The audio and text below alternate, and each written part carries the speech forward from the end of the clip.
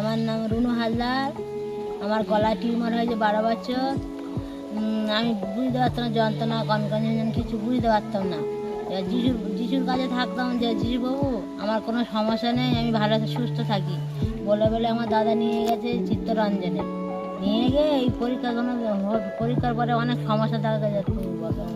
সবাইকে জয় যিশু। আমি বিজলি হালদার, আমার গ্রাম চক পীতম্বর দত্ত, সুন্দরবন। আমার যা রুনু হালদার, ওনার গলায় 12 বছর টিউমার হয় এবং ওনার কোনো রকম কোনো সমস্যা ছিল না। সবসময় ঈশ্বরের প্রার্থনা করতাম। তবুও ওনার দাদা বললো যে বোনটা এটা টিউমার হয়ে আছে বলে পাকসার্কাস চিত্তরঞ্জনে ওনাকে নিয়ে গেল ডাক্তার দেখাতে। ওখানে নিয়ে যাওয়ার পরে ওনাকে ডাক্তার দেখে বলল যে ওনাকে অপারেশন করতে হবে। তো এইরকম অনেক রকম রিপোর্ট করলো। রিপোর্ট করে করে ওনাকে জানুয়ারির 27 তারিখে ভর্তি নিয়ে নিল। ওখানে ভর্তি করার পর ফেব্রুয়ারির 6 তারিখে উনি ওটি রুমে ওটি করলো।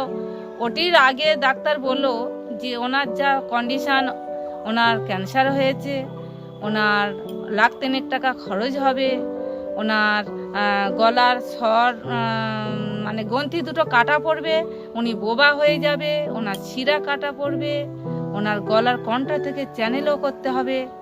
তা আমরা সবসময় সদাপ্রভু যিশু প্রভুর কাছে প্রার্থনা করতাম, সারাক্ষণ মণ্ডলীও করতো, সারা শিলং থেকে সারা দেশ ওনার জন্য প্রার্থনা করতো। যেহেতু আমরা মণ্ডলীর সাথে যৌথ পরিবার হয়ে গেছিলাম, এখনও যৌথ পরিবার হয়ে আছি ঈশ্বরের সবাই।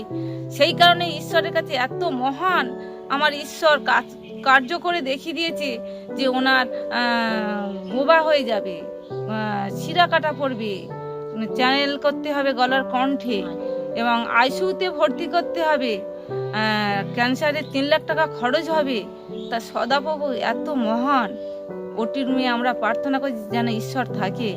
এত সুন্দর সাকসেসফুল অপারেশন করেছে ডাক্তার, ওরা নিজেরাই বলছে যে আমরা এত সুন্দর সাকসেসফুল অপারেশন আগে কোনো দিন করিনি।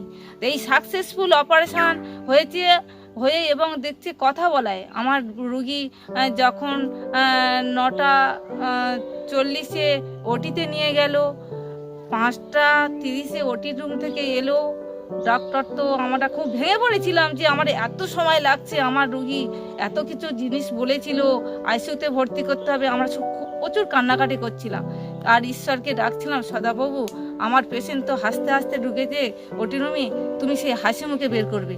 আর সত্যি মহান ঈশ্বর সেই সুস্থভাবে উনি তাকিয়ে আছে, আমাদের দিকে তাকাচ্ছে, মাথা নেড়ে বলছে ভালো আছে, জিজ্ঞাসা করছে, মাথা নেড়ে ইশারা করছে এবং বেটে এসে কিছুক্ষণ পর যখন ফের আবার ডাক্তার ভিজিটিংয়ে এসে কথা বলাচ্ছে, উনি কথা বলতে পারে কি না, তখন উনি কথা বলছে।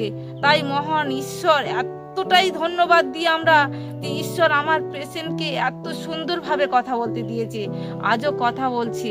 ওরা তখন বলল যে এত রিপোর্টগুলো হয়েছিল, এইগুলো সমস্যা হতে পারে, কিন্তু এখন যা অপারেশনের পরে যত রিপোর্ট হচ্ছে একটাও রিপোর্ট খারাপ আসেনি। সব ঈশ্বরের কৃপা, সব রিপোর্ট ভালো আসছে, সব রিপোর্ট ভালো আসছে। তাই যখন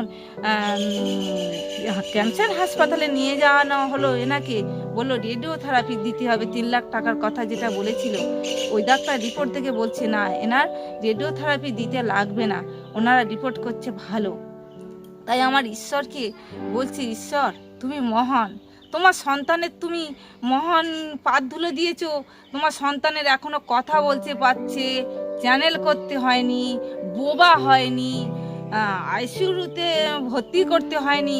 তাই আমার ঈশ্বরকে আমি যিশুপ্রভুকে বলি, যিশুপ্রভু তুমি মহান, তোমার সন্তান এর হাত তুমি শত কষ্টও তুমি ছাড়নি, তুমি ধরে রেখেছো তোমার সন্তানের হাত, শক্তভাবে ধরে রেখেছো। যে তোমার সন্তান তুমি যদি হাত ছেড়ে দিতে তাহলে আমরা হয়তো কোথায় তলিয়ে যেতাম, আমরা নিজেরাই ভাবতে পারতাম না যে আমার ঈশ্বর এতটাই মহান। আমি ঈশ্বরের তাই বলি, ঈশ্বর তুমি ছিলে বলে আজকে আমার যাকে আমরা ঘুরিয়ে নিয়ে আসতে পেরেছি। আমার যা ভালো কোনোটাই খারাপ হয়নি। আমার যা এখনো কথা বলতে পারছে, তাদের পরিবারের মুখে হাসি ফুটিয়ে দিয়েছে। আমার ঈশ্বর মহান ঈশ্বর, যিশুপ্রভু মহান।